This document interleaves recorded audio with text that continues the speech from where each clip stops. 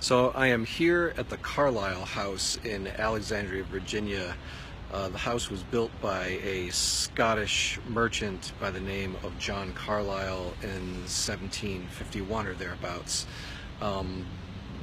Why it's important to the Braddock history is when Braddock arrived in the spring of 1755 to Alexandria, Virginia with his troops, it was here that he stayed. It was at the time the grandest house. It's a somewhat unique house in that it's made out of stone. Most architecture in this area from this period is of brick, more commonly, that you've seen throughout Virginia.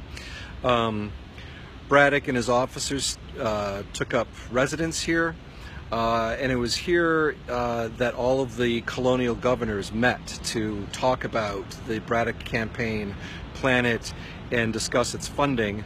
Out of that meeting was not the best of results for Braddock and the supporters of the campaign, in that the colonial governors didn't see why they should all be funding what they felt to be a regional conflict very specific to Western Pennsylvania and perhaps Virginia.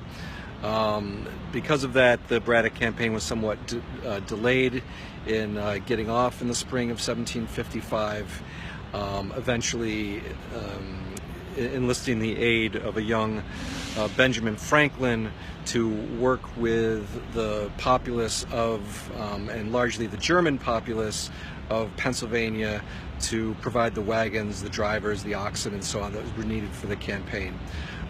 The other notable thing about this place is there's some writing from Carlyle at the time that Braddock and his men were horrible guests. They broke glassware, they drank all the wine, and the meeting of the governors, the other important thing is it's really the first time in the history of the colonies that all the colonial governors got together for what Carlyle called in a letter a congress, which was conducted in the parlor and the dining room of this home. So significant for the Braddock campaign, significant for the just early colonial governance that would shift over the 1750s, 1760s, and then into the American Revolution, which by that time Carlyle became a big supporter of.